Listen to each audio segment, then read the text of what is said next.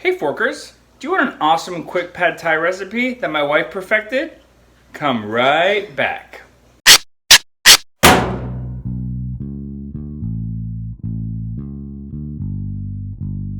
Hey Forkers, so my wife is one of the cooks in our house. She was the primary cook until I started cooking more and more, right? True. And she has got this amazing pad thai recipe that we kind of took from the Thug Kitchen people and tweaked to our own liking. And she's gonna walk you through it. Here we go. So the first thing you want to do is prep all your veggies. We like a lot of veggies. You can put in whatever you want. And also your tofu. So you want to cut your tofu up into small cubes, or I have little rectangles, and I pop them in the air fryer at the preset setting of 390 for 10 minutes, and I just ignored them. I shook them maybe once as I walked by, and then that was it. So the tofu's ready, the veggies are all chopped and prepped. I like to use broccoli and cabbage and carrots, baby bok choy. Jeremy likes mushrooms a lot, so we pop mushrooms in, and bean sprouts. Just make sure when you're using bean sprouts that you do cook them, because they can contain some bacteria sometimes, apparently. So bean sprouts should always be cooked. And garlic is already in the pot, and some green onions are going. The other prep you need to do is get the Thai noodles cooking. So they're very quick. You just need to boil some water. Rice stick noodles, and they come in varying widths. So this is the medium one. Seems to be the one we like. I'm just going to cut this open and get it in the pot. And I'm going to do half the package of, so this is a 450 gram package, and I cook about half of it for 4 people. And I just use this little pot, and I just shove it all in there.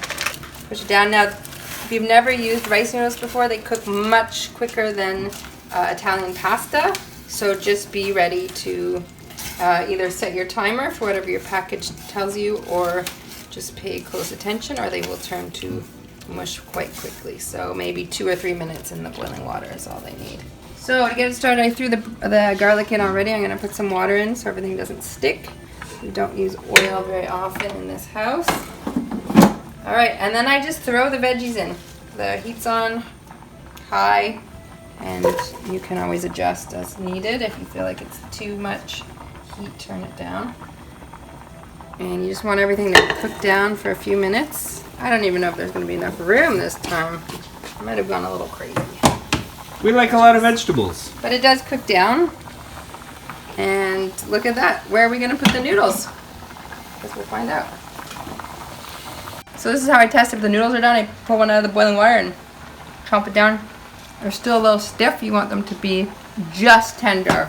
So Jeremy hates it when I do things like this, because he would like to time everything to perfection. The package says do it by that. That's not how I work. I just watch and test. Oh goodness, look at that. Let me try this one. Probably better. Yeah, just like that. Just run some cool water over the noodles just to prevent them from continuing to cook, so you don't get a glob of mush while you're waiting for the rest of the dinner to cook. Uh-oh.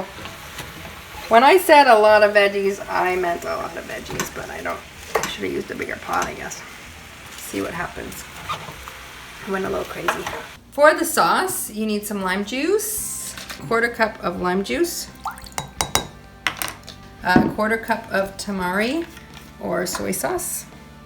I do a 1/4 cup of water. Oh gosh, please don't film over here. It's so messy.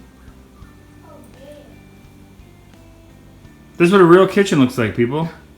A real kitchen with 2 people who work full-time and a couple kids.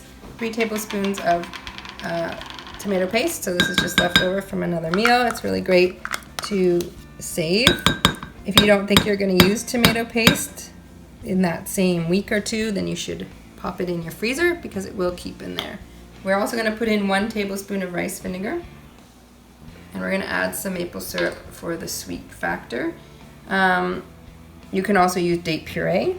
I'm going to whisk it all together. If you like spice, you can add in red chili flakes. Gives it a good kick. I usually put that on my dinner at the end. So if you're not cooking for kids.